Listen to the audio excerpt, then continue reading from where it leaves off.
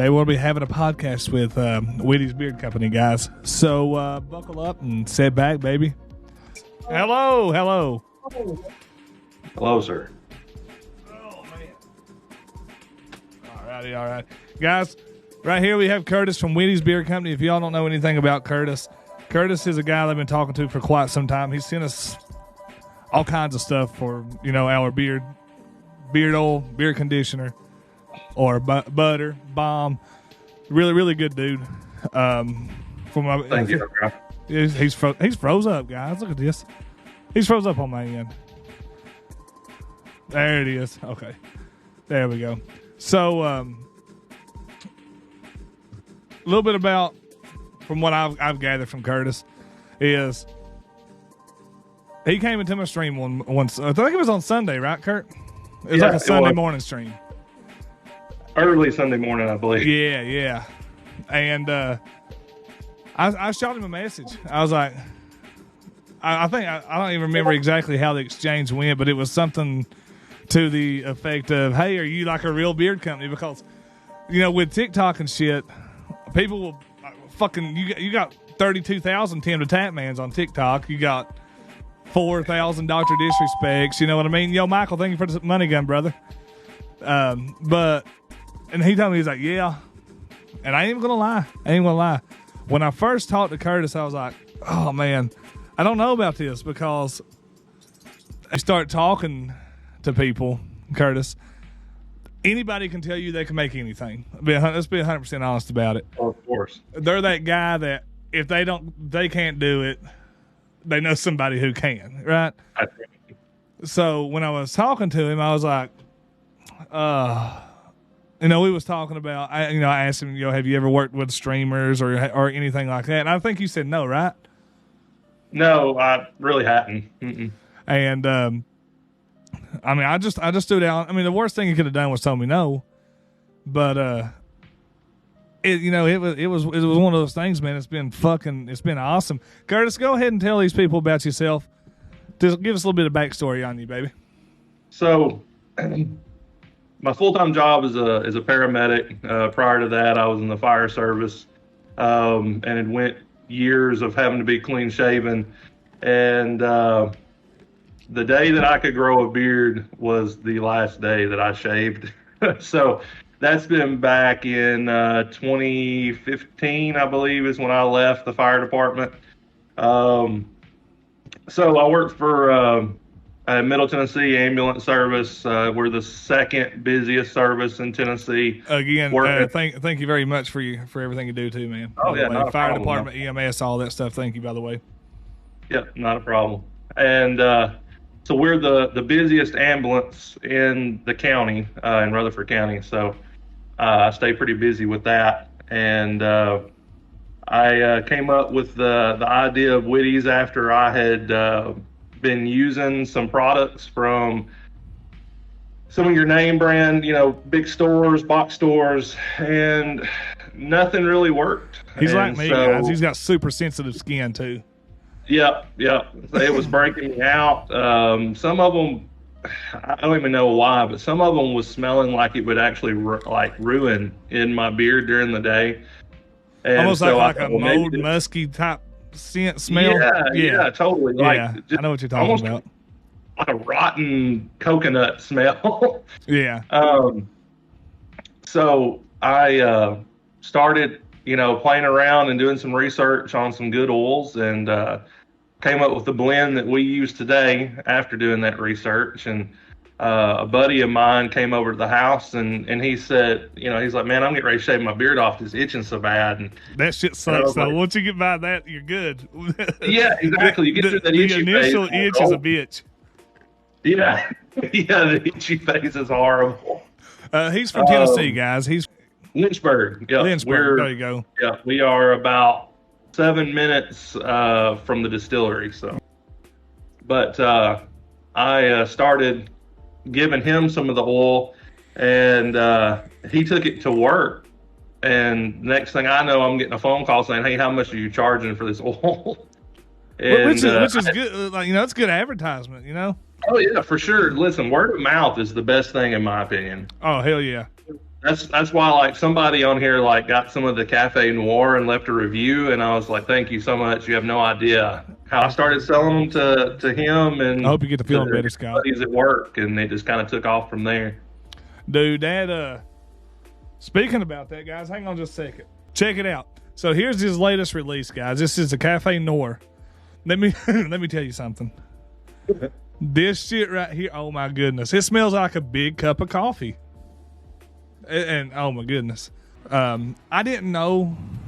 You know, like I said, anybody can be anybody they want to be until it's put put the proof on the paper or whatever you want to call it. And so he disappeared. And I was like, well, maybe it wasn't meant to be or whatever. And it went maybe a month and a half. I mean, you said you had he had some stuff going on.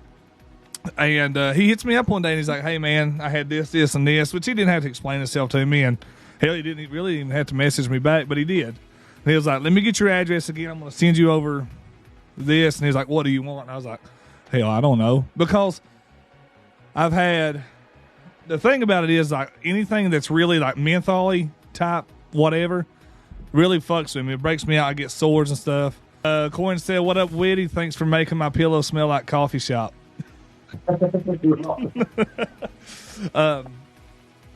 But he sent it over, and like I said, I told him I don't know, because just like he said, the only issue is when you're selling stuff is if you don't have, like you said, a storefront or so way someone can come in and smell. It's kind of like, honestly, it's a gamble at that point, right? Yep, it is. And he sent me, let's see, the first three things he sent me the first three oils he sent me was whiskey, woodsman, and rustic. And I can tell you right now, those three right there are fucking phenomenal. The beard butter, I'm telling you, man, I use that more. I'm almost out. I use that more than anything. So, it was one of those things where you don't really know, but I tell you what, after just talking to him, I talk to him, hell, probably on a daily basis now. Yeah, we do. It's awesome. And put it heavy. Yeah, it's not heavy. Makes it feel full. Like he said, the beard butter. I put the beard butter in when I get out of the shower, and I give a slight blow job.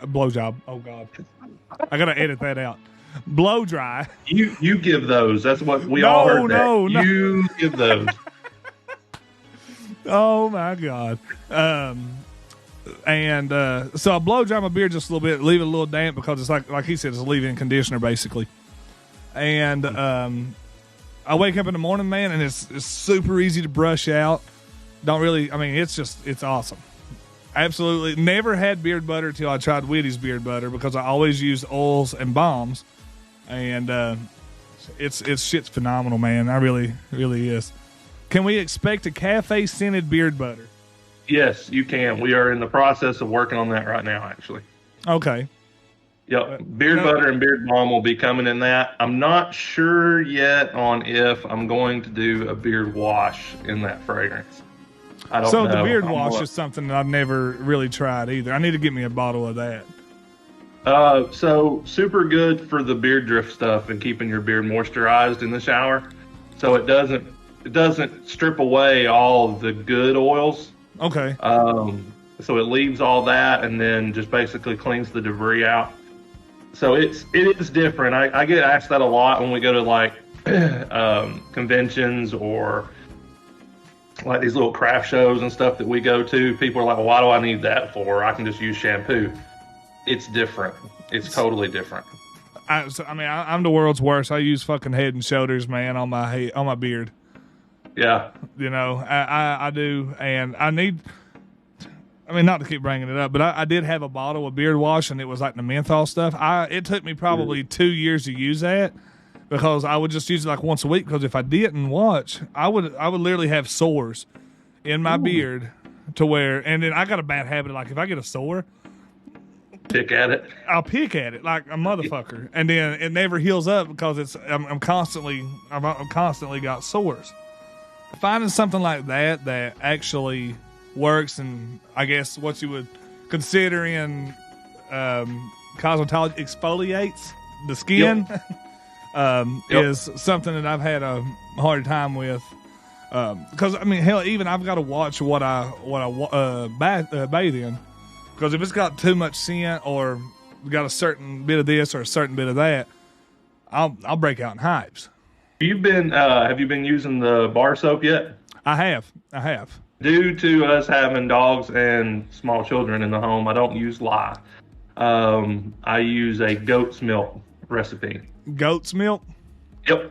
In which goat's milk is a natural organic as fuck, guys. You can't get much more than that. What is explain that to me. When you go into that lye mess, you're supposed to actually have a ventilated room, like it's supposed to be exhausted.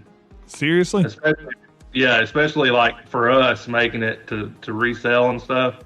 Because all of our products have to be FDA approved. Right. So everything we use is FDA ready to go. And with the lye, so you have to wear like a full respirator with that. You can't even do it. Just if I was to sit here and mix it up, like it's a bad day. Really? Yeah. So can you make it into a chest hair wash for some of us that have a little extra hair issues? We have body wash. We do. We have a body wash, and then we've got the bar soap. So usually when I fuck with bar soap, it dries me out so bad. I feel like I got saran wrap stretched around my skin, you know, and it's just like, but that bar soap, what is it, Duke's Cannon big ass bar doesn't do me like that. Yep. Those are the only two. Like you fucking with Irish Spring soap, by God, you're talking about someone who's swelled up looking like it kills me. But he makes something that makes head hair. Yeah, that's what I was talking to him about. He was talking about Corin about promoting beard growth. I'm like, can you do anything for this?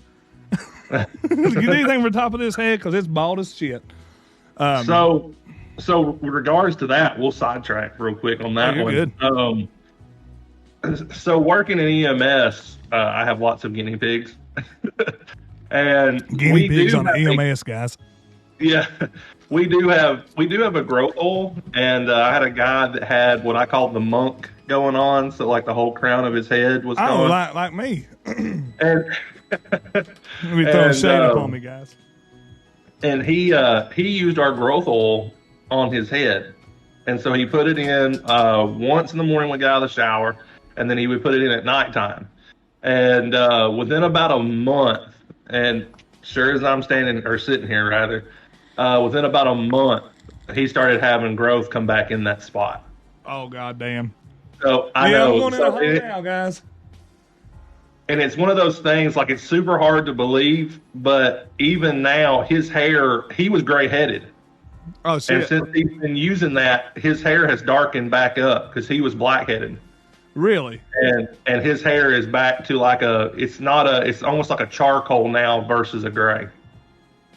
Real, that's cool. Yep. I try to dye my beard white. My wife's like, "Do you know what you're going to do to your beard trying to dye it white? You will burn it before you get it there." What Woody brought up. Has Witty'S become pretty successful? Now, guys, listen. Y'all got to remember too, before we go any further into this, we did just come out of COVID-19. We just came out of what you would consider as fully reopened. So within the definition of successful, you do got to understand that if you are a small business and you just came out of COVID and you are still up and going, that's a win in itself. Go ahead, back to you. Agreed.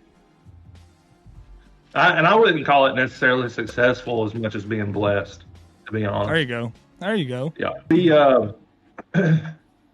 We went through, so when the pandemic hit, a lot of places obviously made people shave their beards off so they could wear the N95s and stuff like that. So we had to switch gears and go more towards, our body wash and our bar soap and push those kind of items. And it put a pretty big damper on Witty'S. but we were able to scrape through with it. We had at the time before COVID hit, we were up to about 6 barbershops across the United States that we were keeping supplied. And I know that doesn't sound like a lot, but you have to remember also, guys, that we are. It's me and my wife that do this. And my son jumps in and he'll help me with like putting the labels on and stuff. So your like brother's that. the guinea pig, right? Because I said it was you and your brother. Yeah, brother's the guinea pig. He is Mr. Sensitive Skin, and everything that you guys on the web page, he has worn and I have worn both for a minimum of 3 weeks before we ever put it on the web page. Just because if there's any chance that there's going to be an adverse reaction, I want it to happen to us before it happens to you. Oh, absolutely. That's just taking care of your clients right there. Right. And luckily, we've been in business since the fall of 2018. And in that time, I've had 2 complaints, and one of which was not even my product. So, and the one guy that had a complaint that was actually my product, it was kind of one of those things where it just didn't make sense. But you're going to have that with everything that you do, right? Yeah. I mean, 100%. You're talking about, let's see, 5 years with one legitimate complaint. That's pretty damn good, man. I'll take it. Yeah, I'll take that all day long. We are a super small company. Like I said, it's just me and the wife. Everything that you guys get is hand mixed by us, packaged by us, labeled by us. The bottles are made in Kentucky, correct? Yes. Yep. We get everything that we have. So we use and we'll get into this a little bit more in depth in a minute, I think. But anyway, so we use a fragrance oil and essential oil combination because there's just certain fragrances that I cannot get out of essential oil. Like the coffee, for instance, but like the vanilla and all that, we use the essential oils for. So we really just want to make sure that that's not going to affect you guys, and make sure that it works well in the products, because there's been because I mix all of our fragrances, so everything that we have is custom. So I legit I'm like a at-home chemist in a way, I guess you could say. So I sit there and I blend everything up, and then we've had some that just didn't work. You put them in the carrier oils and it completely changed the fragrance, and it's like, well, that's a dud. But so a lot of R&D, trial and error. Yes, so much R&D. For just an example of that, 3 years that it took me to get our pomade recipe down. Dude, if I had hair, I swear to God, I'd order pomade. I swear to God, I would. So if you have hair and you're watching, not necessarily a beard, you can have hair too. If you have hair, and I'm like Mr.Beard, if you've got the hair, it's very, very similar. So when I was using products, Suavecito to me was like the pomade to use. Oh, you mean it ain't Dapper Dan? No, I didn't like Dapper Dan. Dapper Dan was too greasy. Oh, damn it, man. I know, I'm not a Dapper Dan man. Damn it. Damn geological oddity. 2 weeks from everywhere. But it's very, very similar to Suavecito. It's a water-soluble pomade with a very firm hold. Okay. I can make it firmer than that, but I have not found a reason to. At the barbershop, when I've put it in people's hairs, it's very versatile. I can make it do mohawks or comb overs or whatever. Oh, fuck. Comb over. Look, hey, listen, I ain't even going to lie, man. I ain't even going to lie. Old boy right here is going for a skullet. You hear me? A skullet? Oh, yeah, I'm going to have that comb over. I might need to get me some pomade, guys, and do that fucking comb. You know what I'm talking God, come on, you know what I'm talking about. It's going to be like somebody came in and like crashed a plane in the back of my head, and then the other one came in behind him and just done a landing and just pulled back off, Okay, so I got a couple questions here, if you're okay with that, Kurt. Yeah, go ahead. Corn wants to say, okay, so what goes into making the smell, and how long does it take to perfect? A Cafe Noir, which is the one that we just released that you guys are able to Which is get. really good, guys. If y'all can't get it, I mean, y'all need to go get that, baby. You can get that one for free right now. I believe Mr. Beard has the code posted. Yes, the code is posted in Discord, guys. We do have a channel just for Witty'S for any promotions, any discount codes that comes up. As long as he gives me the okay for them, I will be posting them. So if you all want to grab the code, we got code Mr. Beard for 20% off. Or you can also go over and grab his new cafe oil with code Twitch. And I think, well, you pay for the shipping, right? Yep, $5 shipping. Are you? But yeah, so Cafe Noir took about a month and a half. Which isn't bad, right? So no, it's not. So if you think about it, from the time that you started, and you were doing all this R&D and stuff, you're trying to figure this stuff out. Now look how fast you can throw it together, even in a month and a half. How fast you can throw it together now compared to what it was 5 years ago. Yep, and it's just kind of weird because I'll just get this idea and I'm like, I wonder what sandalwood would smell like with this, or and it's so I've got all these oils and I just sit here and just kind of play around with it until I come up with something that I like. And hey, if you can do it, man, I mean, obviously you got something figured out, because there's not a product that I've gotten from you that I do not like. Not one single product, guys. And I'm telling you, look, we have 2 beard bombs. We got 5 bottles of oils and 2 bottles of beard butter. And there's not one product in there out of that lineup that I don't like. Any ideas brewing for future scents? Well, of course. We've got another one that I've been working on, and I'm gonna be honest with you, naming these things sometimes, which Cafe Noir was pretty easy. Oh yeah, 100%. But trying to stick, so Witty'S, basically the brainchild, or whatever you want to call this, behind Witty'S was that Witty was kind of like the old school medicine man kind of guy that came into town, which kind of falls back on me being a paramedic. And so kind of the snake oil guy was kind of what Witty'S was supposed to be. So if you've paid attention to our logo, the old man, that is Witty. Okay. I didn't know that. Yeah. But Yeah. So not saying our beard products are snake oil by any means, because that was kind of the mindset I had for it. So everything that we name, essentially, I try to stick with an early 1900s theme. So you have, you've got Dapper and Knowing the Ropes, and I'm trying to think of one of the other ones that we've stuck with that.